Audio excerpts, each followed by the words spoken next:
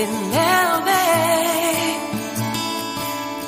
L'univers tout entier tremble. Bien, on va lire un passage qui va nous introduire dans ce que nous allons dire. C'est Romains chapitre 13. Romains 13, à partir du verset 11.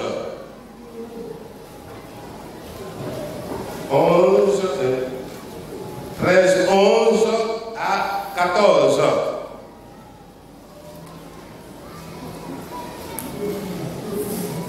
Voilà, je vais demander à quelqu'un de m'aider dans la lecture.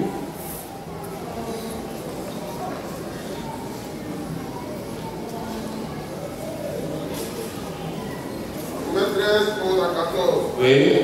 Cela importe d'autant plus que vous savez en quel temps nous sommes. C'est l'heure de vous réveiller enfin du sommeil, car maintenant le salut est plus près de nous que lorsque nous l'avons cru. La nuit est avancée, le jour approche. N'oublions-nous donc des œuvres des ténèbres et revêtons les armes de la lumière. Marchons honnêtement comme en plein jour, loin des orgies et des ivrognes, de la luxure et de la débauche, des querelles et de la jalousie. Verset 14. Mais revêtez-vous du Seigneur Jésus-Christ et n'ayez pas soin de la chair pour satisfaire les convoitises. Amen. Amen. Et prions, Seigneur, de bénir ces instants que nous allons passer à l'écoute de ta parole. Et nous voulons que ce qui va être dit, que ce soit toi qui nous aide à la compréhension de cette parole.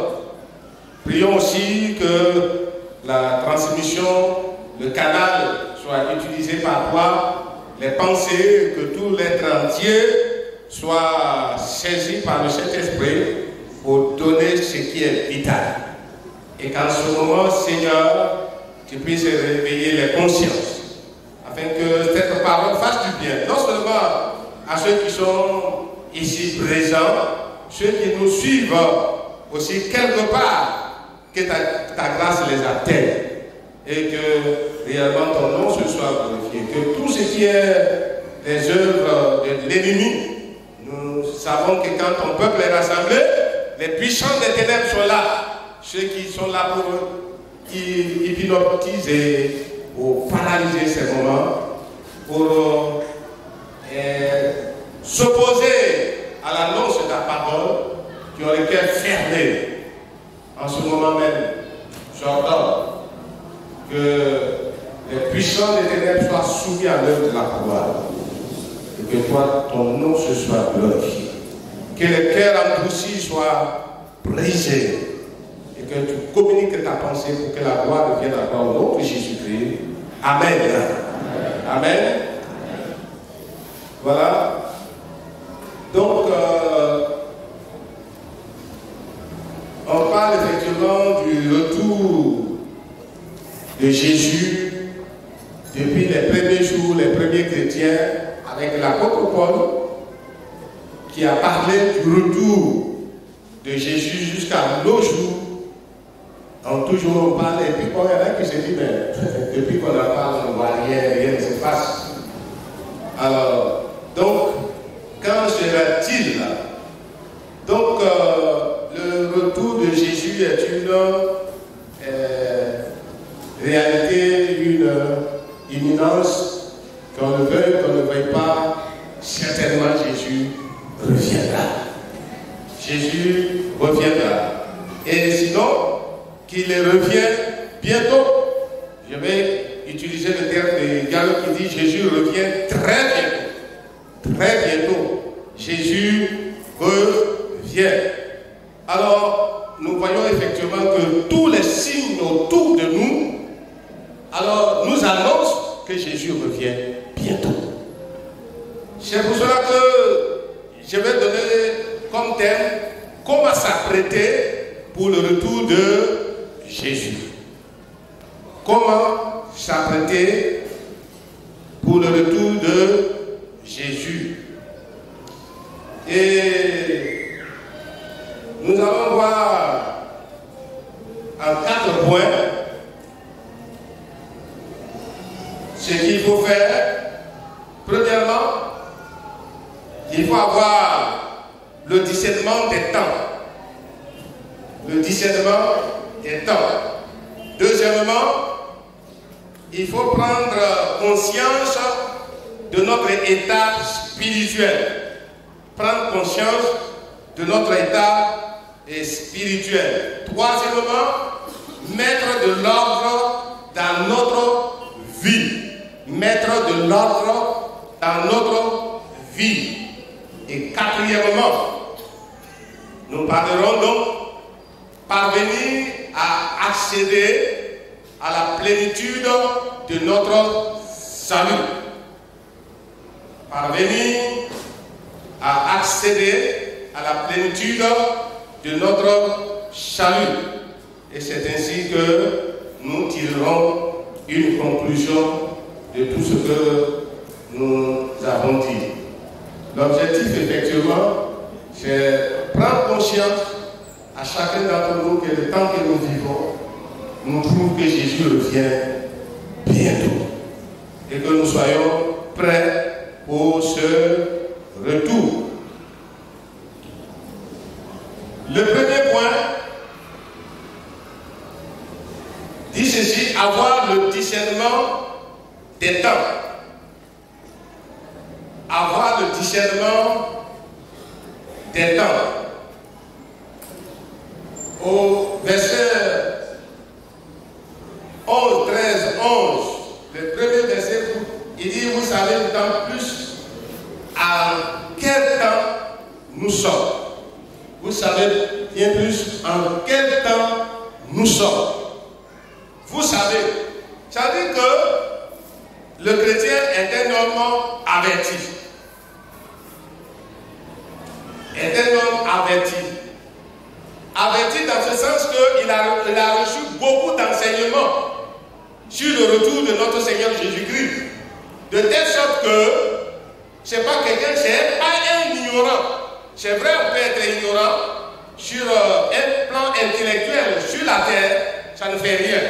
Mais être ignorant sur le plan spirituel, c'est ça qui est le problème. Mais avec Dieu, il n'y a rien de tel.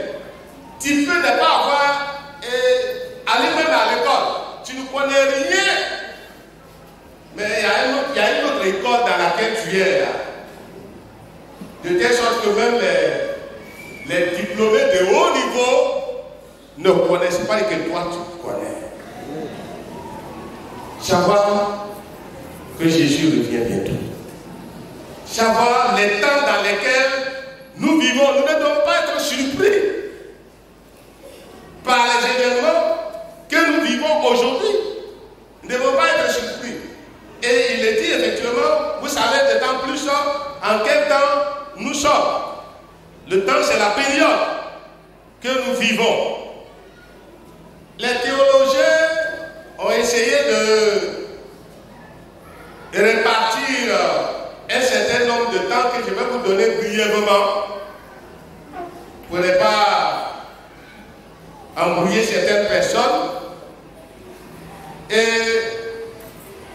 Et dans cette répartition, nous pouvons être situés dans la période où nous sommes présentement.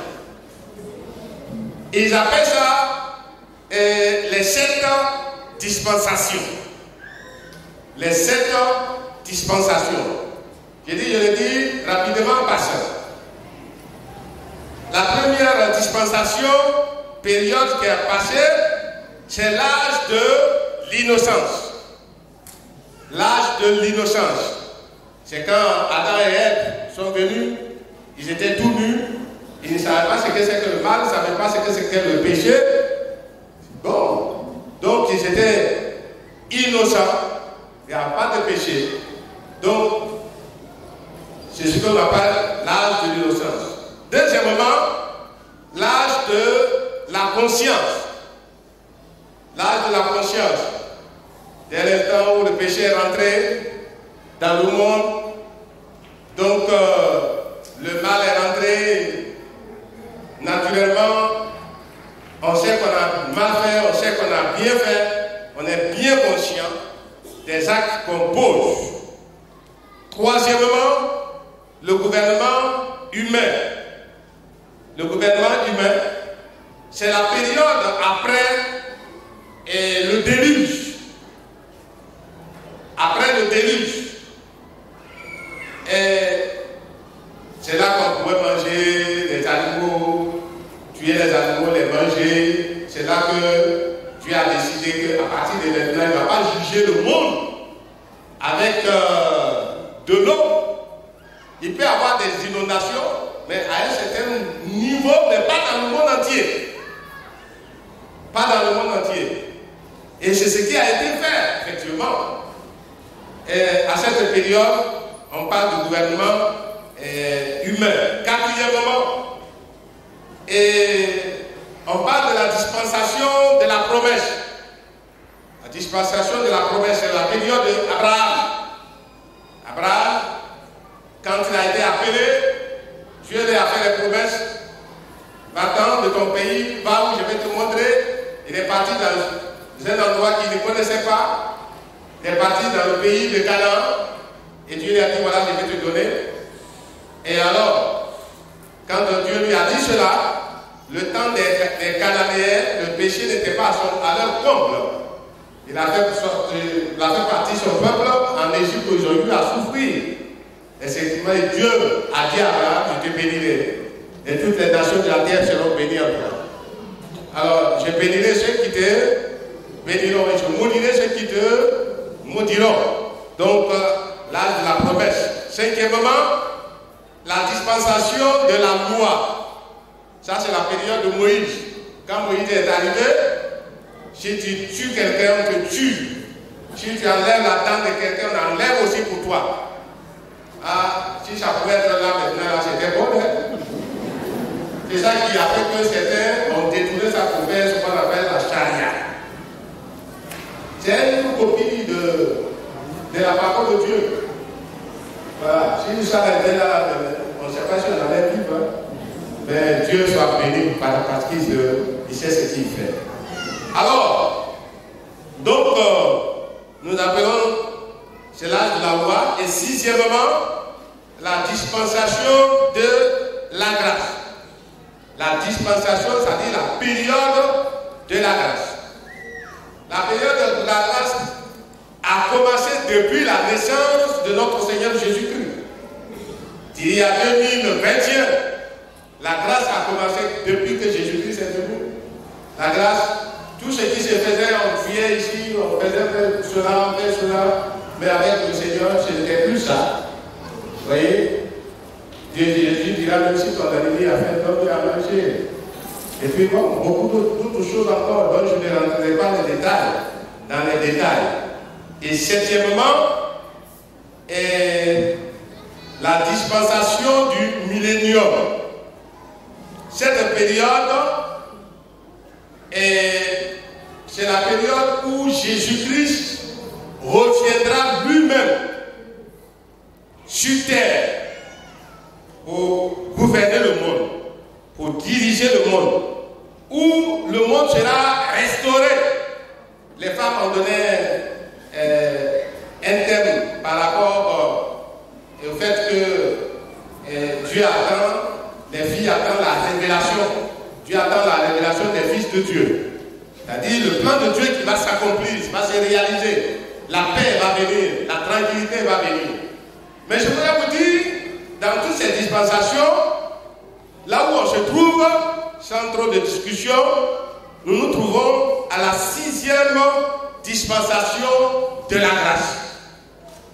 La sixième dispensation, c'est là où on se trouve présentement, qui a commencé depuis un certain moment jusqu'à ce temps-ci. Nous sommes au temps de la grâce. Et le texte nous dit que vous savez d'autant plus en quel temps nous sommes. Ce temps dont il est question, il n'est pas question de la fin du monde. Ce n'est pas la fin du monde.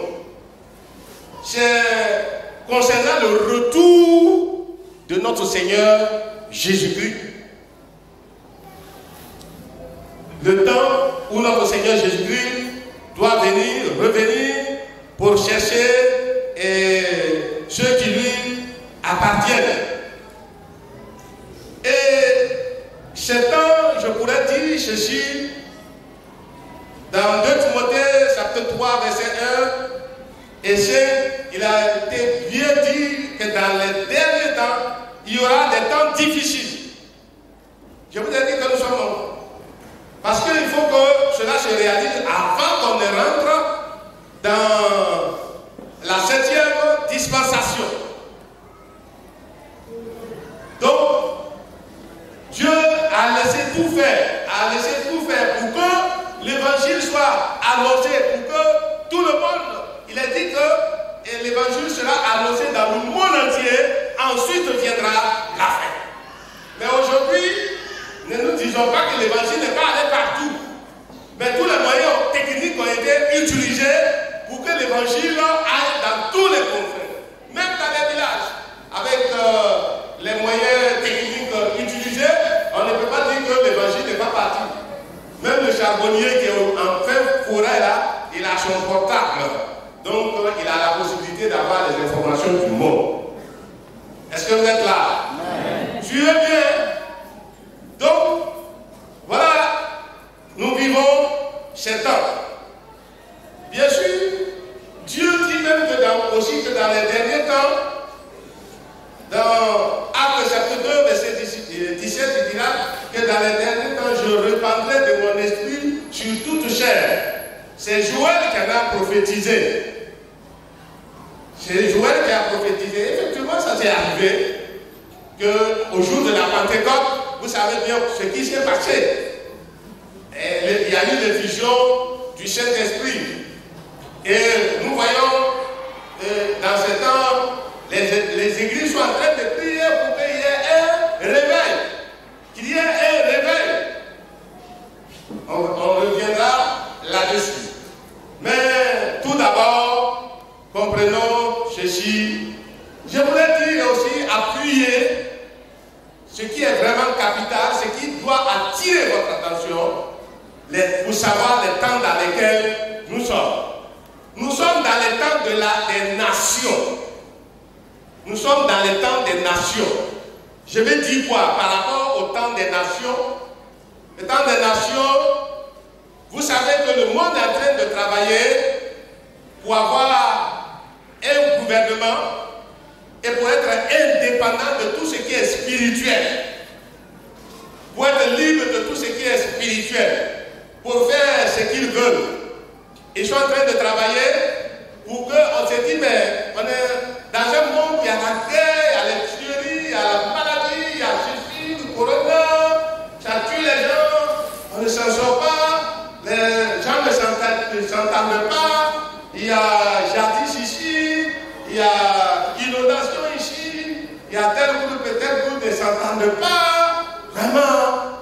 Donc, il se dit, ils sont à la recherche de quelqu'un qui va venir, qui va être le chef du monde. Quand lui va venir là, au début là, il va rétablir la paix. On dit voilà, l'homme on a besoin. On est fatigué. On est fatigué. On a besoin de quelqu'un. La même chose s'est répétée dans la parole de Dieu. Quand vous lisez dans Genèse chapitre 11 et verset 4, concernant la construction de la tour de Babel. La tour de Babel. Quand vous lisez cela, ils ont dit, venons, construisons une tour qui va toucher le ciel. Donc, ils veulent faire un rassemblement sans Dieu. Et aujourd'hui, là, quel que soit l'endroit où vous allez, si vous parlez de Dieu, on vous regarde d'un air bizarre. Il est venu tout, il est tombé tout. Quel Dieu là. Et vous savez, même dans le milieu religieux, la Bible dit que les gens auront l'apparence de la piété, mais ils redisent ce qui en fait la force. Même dans les milieux où l'évangile, où la parole de Dieu doit être prêchée, les comportements ne reflètent pas réellement ce qu'on appelle chrétien. Donc on permet tout. Aujourd'hui, qu'on puisse comprendre que des religieux, des chefs religieux aillent et célébrer le mariage des, comment on appelle, des homosexuels, des religieux, dans Chouta, avec, je ne sais pas si doctorat ou quel diplôme, pour aller célébrer. Monsieur et madame, on vous lit dans les liens du mariage. C'est quel Dieu maintenant qui va bénir? Dieu ne bénit pas ça. Hein? Dieu, quand Dieu a créé les choses là, il a créé homme et femme. Il aurait pu créer un second Adam pour donner à Adam. C'est vrai ou c'est pas vrai? Mais il n'est pas fait. Mais qu'est-ce qu'on est en train de vivre maintenant? Dans le monde entier, on cherche à ce que tout le monde légalise. Si tu n'as pas légalisé, les fonds de roulement qu'on va te donner, tu n'auras pas. Si tu n'es pas d'accord. On est en train de chercher un gouvernement. Il ne faut plus qu'on parle de Dieu. C'est bon comme ça. Tout le monde est bon. Tout le monde est gentil, etc. Et ce sont ces temps dans lesquels nous vivons. Donc cela doit nous prendre conscience que Jésus revient bientôt. Que Jésus revient bientôt. Je vais me limiter à ça, si on a beaucoup de choses à dire là-dessus. Deuxièmement, prendre conscience de notre état spirituel.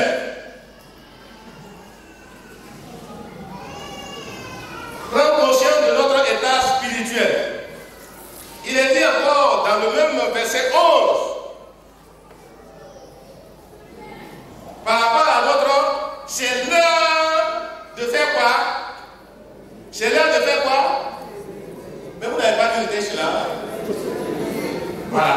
C'est l'heure de vous réveiller du sommeil. C'est l'heure de vous réveiller. Pourquoi j'ai dit que c'est l'heure de vous réveiller?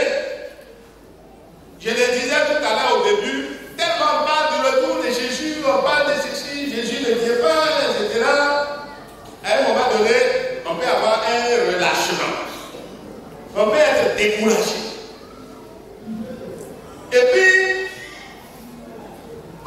on est converti depuis un certain moment. Notre zèle n'est plus la même chose que par le passé. Vous verrez même des gens qui sont convertis depuis des années, ils ont parlé à Allah une seule fois. Depuis ces jours-là, quand tu les demandes, ils sont baptisés du Saint-Esprit, mais une semaine, un mois, 2 ans, des années, ils n'ont jamais parlé à Allah, ils ne veulent même pas parler à Allah. Mais pourquoi ils sont comme ça? Et ceux qui se convertissent aussi, quand tu parles de baptême du Saint-Esprit, ils te regardent. Baptême du Saint-Esprit, c'est quoi? Il y en a même qui te disent, mais est-ce qu'on ne va pas baptiser du Saint-Esprit, on ne va pas au ciel? Le Saint-Esprit doit nous amener au ciel.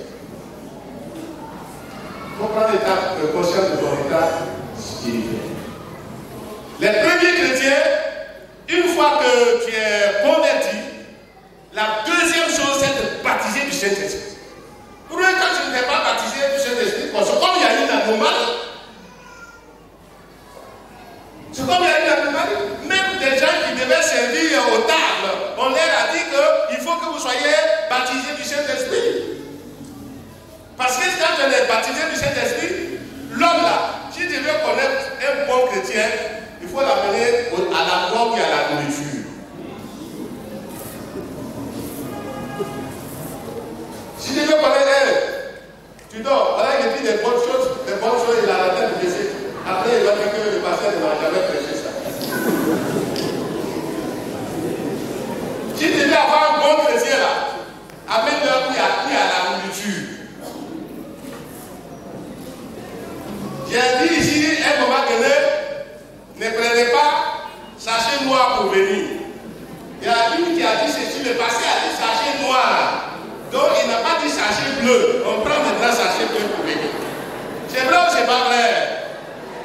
Même si on ne prend pas sachet bleu pour venir, les combos dans lesquels on a préparé pour venir, on dit allez-y servir. On prend goût, on verse dans son casserole. On dit allez-y servir. On prend, on verse dans la casserole. Après on dit la nourriture n'a pas suffi. Mais la nourriture, quel miracle? C'est parti où? C'est parti où la nourriture? Un bon chrétien, il faut l'amener.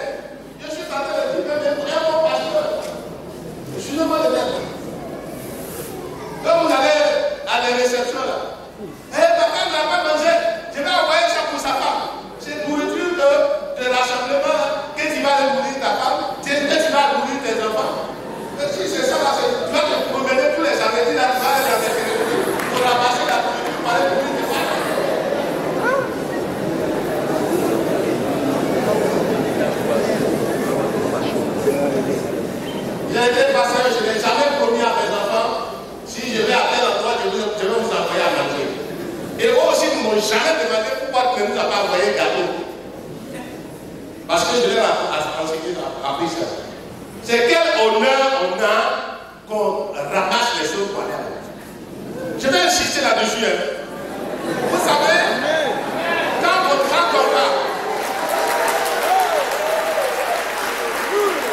écoutez, votre applaudissement, ça ne dit rien. C'est quand vous allez changer là. Votre applaudissement, ça ne dit rien. C'est quand vous allez changer là. Voilà, c'est l'applaudissement, j'ai le choix.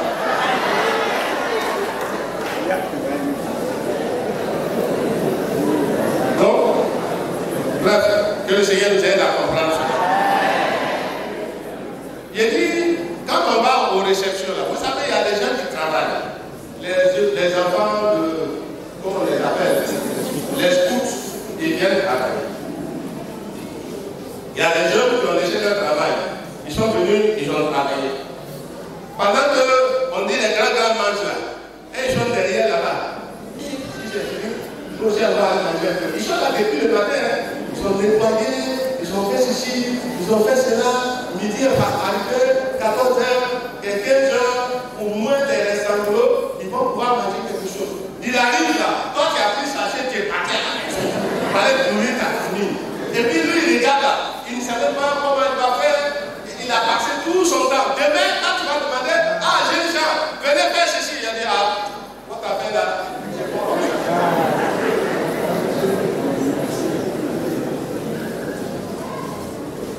Vous savez, en fait, quand nous sommes, c'est l'heure de vous réveiller. C'est l'heure de vous réveiller. L'apôtre Paul a dit aux Thessaloniciens, chapitre 5, verset 14, il dit, ne vous énivrez pas de vin sur la débauche, mais soyez au contraire remplis du Saint-Esprit. Et il va leur dire, effectivement, le comportement, quand on était des inconvertis, on était des païens, et que ça fait honte même de parler de ça. Peut-être qu'on reviendra. Et c'est pourquoi il a dit, et réveille-toi, toi qui dors. Relève-toi d'entre les morts. Est-ce que vous avez compris? Relève-toi, réveille-toi, toi qui dors, et relève-toi d'entre les morts. C'est-à-dire qu'il y a des gens là, dans leur état, spirituellement là, ils sont morts. Quelqu'un qui est mort là, tu vas pouvoir parler, est-ce que vous avez vu qu'il va réagir? Est-ce que vous êtes là? Quelqu'un qui est mort là, il ne faut pas te coucher comme ça, il faut te tourner. Est-ce qu'il va tourner? Il ne faut pas respirer comme ça. Est-ce qu'il va t'obéir pour respirer?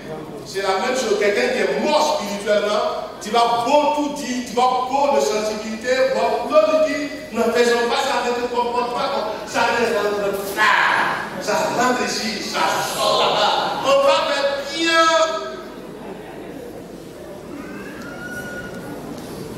Pour faire bien.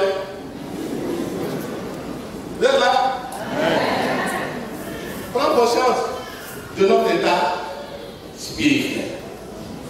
Vous savez, dans Matthieu chapitre 25, je ne vais pas lire, vous connaissez. Il est dit qu'il y a eu 10 vierges qui ont pris leur lampe pour aller à la rencontre de l'époux. Et quand elles sont arrivées, l'époux tardait à venir. Si vous lisez la suite, il est dit, toutes s'assoupir et s'endormir. Toutes s'assoupir et s'endormir. Quand vous regardez le visage de l'église aujourd'hui, là, vous ne savez pas qui est chrétien, qui n'est pas chrétien. Païen même ce qui ne fait pas là, chrétien même il fait pire. Quand tu lui donnes une référence biblique, il va te donner une contre-référence. Mais tu dis ça, la parole de Dieu aussi à ça. Il y a même qui vont te dire, si tu veux pas, va dire au pasteur. Si tu veux, va aller voir le pasteur principal. Il va te faire quoi? Quand tu arrives là-bas, là, c'est que ton sommeil est grave. Ton sommeil est grave. Tu vas me faire quoi? Et puis on se lève, on fait, relève-toi. C'est-à-dire les autres dorment, mais toi, il ne faut pas continuer à dormir. Mais il faut prendre conscience pour te relever. Et dans toutes les églises, quand vous allez là-bas, comportement des frères et des sœurs, des pasteurs, tout le monde, on se pose la question, combien de personnes vont pouvoir faire rentrer au ciel? Ceux même que tu crois qu'ils sont nus là, quand tu vois leur comportement, tu dis, mais celui-là, je pense que lui, il a bien compris, mais ce qui se passe là, c'est pas grave. Frères et sœurs, ce que je dis là, il ne faut pas dire pasteur, il faut parler. Celui-là, ça concerne lui-là. Il ne faut pas prendre ça pour donner à quelqu'un. Il faut prendre ça pour toi. Parce qu'il y a qui aime ça. Pasteur, quand le bon sortir, il va aller passer. Tu pourrais bien être là aujourd'hui. C'était le pasteur qui dit non, non, non. Il faut prendre ça pour toi comme ça. Quel effet ça fait sur toi? Toute sa phobie est s'endormir. Mais il nous a dit des sages. Elle dormait, mais elle veillait. Quand le coup est arrivé, elles se sont réveillées, elles avaient de l'huile en réserve. Il y a beaucoup d'interprétations, mais l'huile en réserve qu'elles avaient, c'est-à-dire c'est tout le travail spirituel qu'elles ont fait. Elles se sont engagées, elles ont fui le mal, elles ont fui le péché, elles ont vécu dans la crainte de Dieu, elles ont eu la méditation de la parole de Dieu, elles ont pu acquérir beaucoup d'autres choses. Maintenant, quand le Seigneur est venu, elles étaient prêtes. Elles sont parties. Celles qui n'étaient pas prêtes sont allées les voir. Donnez-nous de votre huile. Quelqu'un qui a jeûné, quelqu'un qui a prié, quelqu'un qui s'est sanctifié, quelqu'un qui, je ne sais pas, a vécu vraiment en tant que chrétien, tu vas lui dire, ah, il faut me donner un peu de ce que tu as. Tu vas me donner ça. Tous les jeunes de prière que tu as. Les tentations que tu as fait, puis tu as remporté, tu vas partager ça à quelqu'un. C'est chacun pour sa vie spirituelle. Si tu n'as pas pu le vivre maintenant, au dernier moment, tu vas solliciter de l'aide partout, tu n'auras pas cette aide-là. Parce que c'est maintenant qu'il faut travailler. Relève-toi dans le mort et Christ déclare. Que le nom du Seigneur soit béni. Voilà donc ce que je peux dire par rapport à ce point que le Seigneur nous aide, que nous puissions voir notre état spirituel. Et troisièmement, c'est de mettre de l'ordre dans notre vie. Mettre de l'ordre dans notre vie. Qu'est-ce que ça dit, bien-aimés frères et sœurs? Mettre de l'ordre dans notre vie. Et à partir du verset 12, il est dit ceci. La nuit est avancée, le jour approche. Dépouillons-nous donc des œuvres des ténèbres et revêtons les armes de lumière. Maintenant, et marchons honnêtement, comme en plein jour, loin des excès et de l'ivrognerie, de la luxure et de l'impudicité, des querelles et des jalousies. Mettons de l'ordre. Il est bien dit, la nuit est avancée, le jour approche. La nuit est avancée, le jour approche. C'est-à-dire qu'on a atteint un niveau et la nuit, on est allé loin. Et bientôt, le jour arrive. Le comportement, l'attitude de notre monde, il y a les ténèbres qui règnent. Mais bientôt, pour nous chrétiens, nous nous approchons du retour de Jésus. Et cela va déterminer notre façon de vivre. Et c'est pourquoi il va mettre de l'argent, alors, dans cette partie-là, en disant ceci, dépouillons-nous donc des œuvres des ténèbres et revêtons les armes de la lumière. Dépouillons-nous. Normalement, dépouiller, je prends, quand on tue un animal, chez nous avant, quand on tue un animal, on ne brûle pas la peau et puis on découpe maintenant pour dire voilà, tiens. Nous on brûlait ça que c'était pas bon. Quand on tue un mouton là, on ne brûle pas avec la peau. La peau est devenue bien découpée. Mais au contraire, ce qu'on fait, quand on tue un animal, on enlève la peau. Et puis, quand on enlève la peau, on déchire. Et puis, à un moment donné, on découpe au Et puis après, on tire maintenant la peau. Et quand on tire la peau, alors la peau vient, sort, et puis la chair qui vient là. Donc quand tu vois, c'est consommable. Mais ce dépouillement là, ça fait mal. Ce dépouillement, ça fait mal, c'est collé à sa peau. Bien aimé, notre état de vie. Voyons. Il y a des gens il y a des choses, des comportements qui sont attachés à notre peau.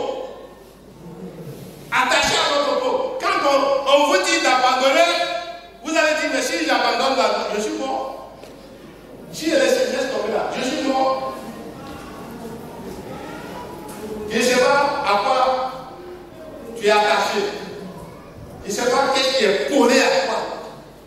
Que tu ne peux pas te débarrasser. Ça va t'appeler quoi? Ça va te faire perdre ton salut. Ça va faire que le retour de Jésus va venir, tu ne vas pas être enlevé. Débrouillons-nous les œuvres des ténèbres. Ça veut dire que tout ce qu'on fait là, on ne le fait pas à la lumière. Ça peut être le jour, mais notre comportement prouve qu'on fait les choses dans les ténèbres, dans le noir. Notre comportement n'est pas clair. Notre vie n'est pas claire.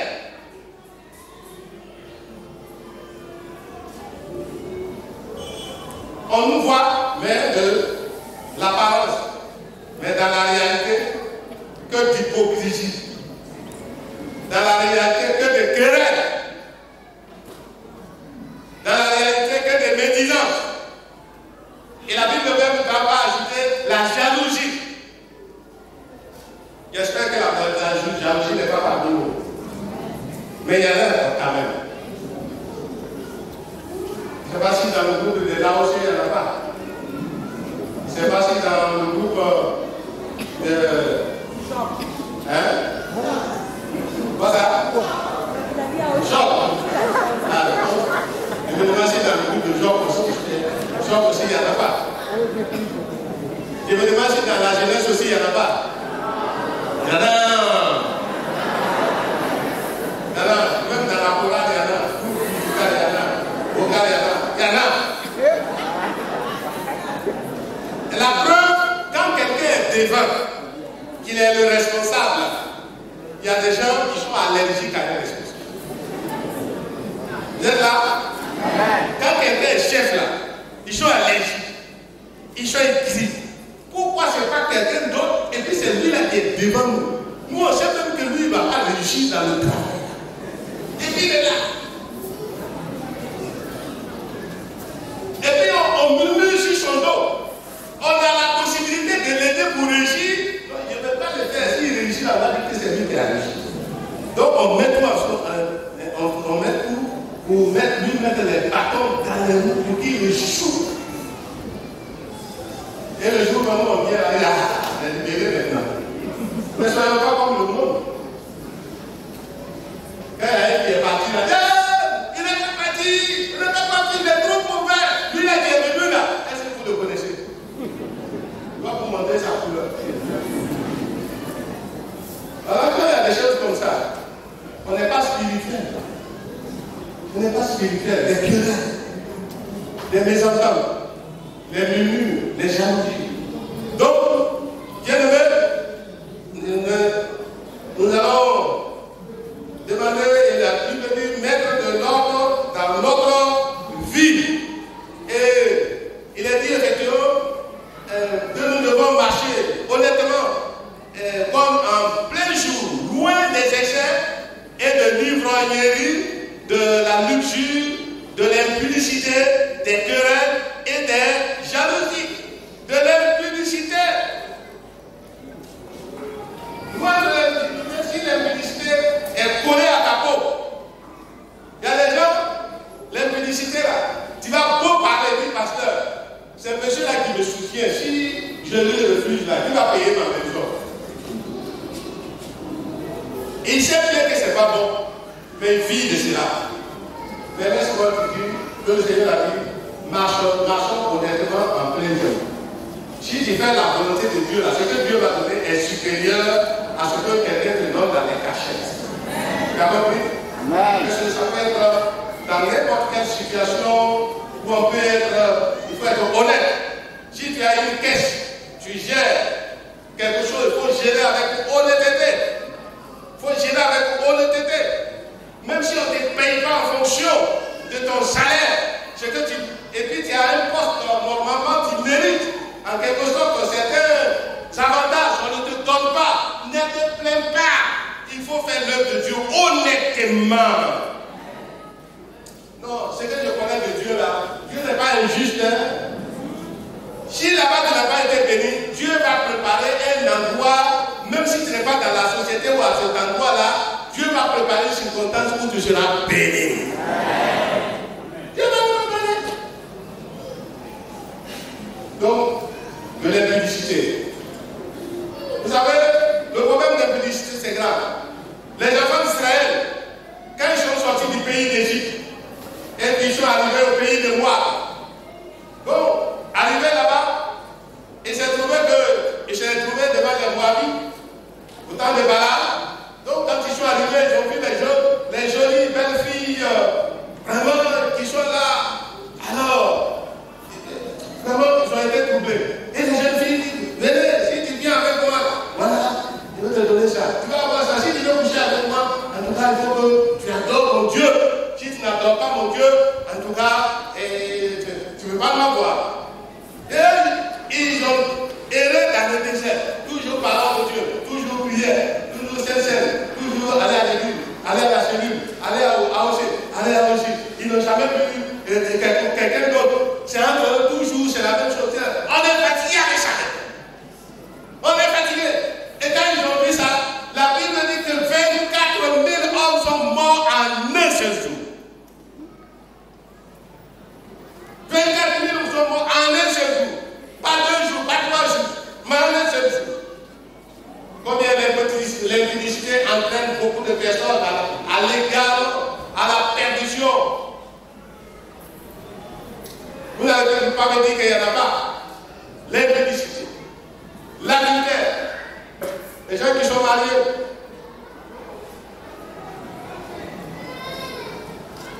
Vous n'avez pas me dire qu'il n'y en a pas. C'est une réalité bien élevée. Revoyons notre vie. Si nous nous contentons de ces choses, nous allons rater le retour du Seigneur Jésus-Christ. Nous allons rater, et c'est pour bientôt. Je vous ai dit un jour que la venue du Seigneur Jésus-Christ, ne pensez pas que peut-être qu'il y aura un réveil, mais on sera en train d'aller au travail, on sera en train de dormir, on sera en train de faire nos occupations habituelles. C'est pas qu'il y a quelque chose qui va se passer.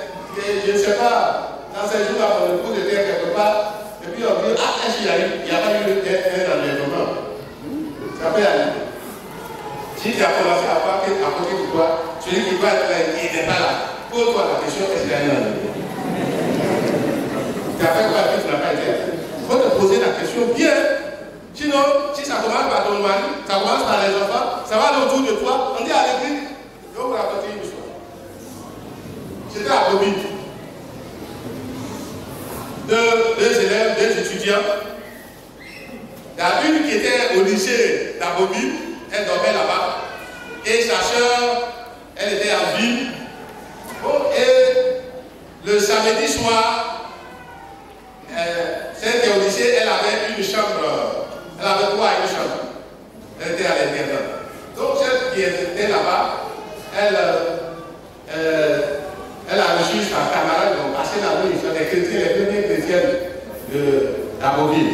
Donc, et quand l'autre qui est en ville, quand elle devait rentrer le soir, elle n'a pas averti la soeur pour dire que je m'en vais. Elle s'est levée pour elle est partie. Il y a des gens comme ça, quand ils font des choses, ils n'appellent pas pour nous, ils se lèvent, ils font ce qu'ils veulent. Donc, elle s'est levée, elle est partie. Et l'autre, elle vient, elle ne voit pas sa soeur. Bon, comme il y a les coups, elle a essayé de faire les coups, et quand les coups sont venus, elle est allée chez elle, elle ne l'a pas trouvé. Naturellement, quand elle est partie à l'église. Quand elle est partie à l'église, elle a trouvé que la porte du temple aussi est fermée. Elle dit, est-ce que ce n'est pas le Seigneur Jésus qui est venu? Si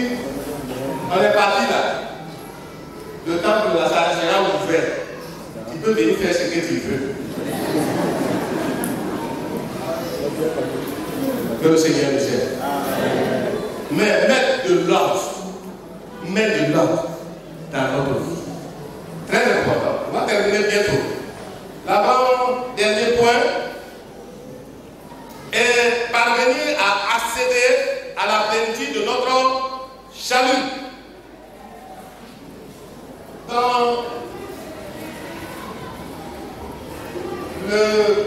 Au verset 11 toujours, vous savez le temps, plus en quel temps nous sommes, c'est l'heure de vous lever.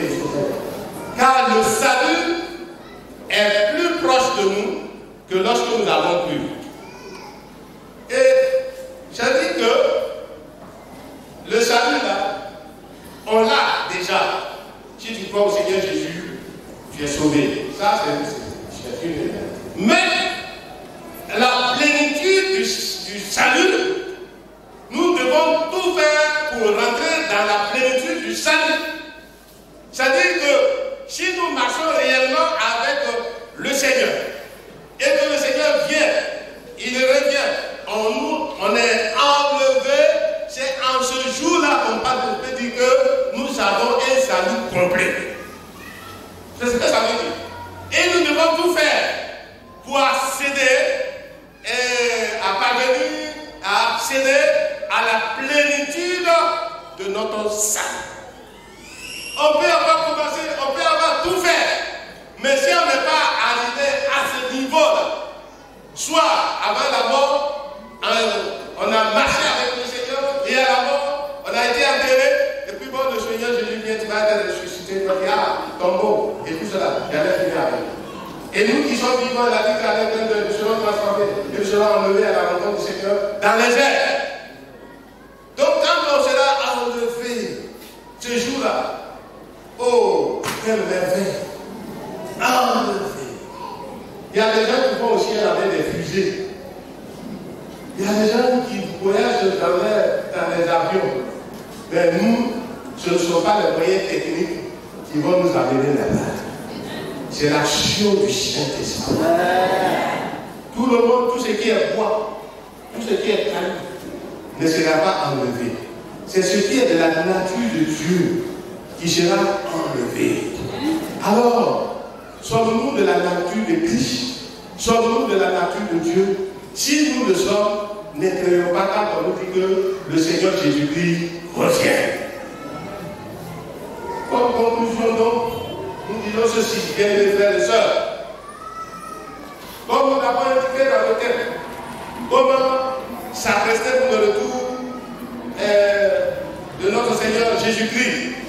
Premièrement, il faut avoir le discernement des temps. Deuxièmement, prendre conscience de notre état spirituel. Troisièmement, mettre de l'ordre dans notre vie et parvenir à accéder à la plénitude de notre salut. Bien-aimés, que le Seigneur vous aide à comprendre ces questions. Je suis limité, mais que le Seigneur continue à vous asseoir. On va s'incliner, on va prier le Seigneur. Il est le chemin qui mène au paradis. Mais si tu te donnes à Jésus, tu auras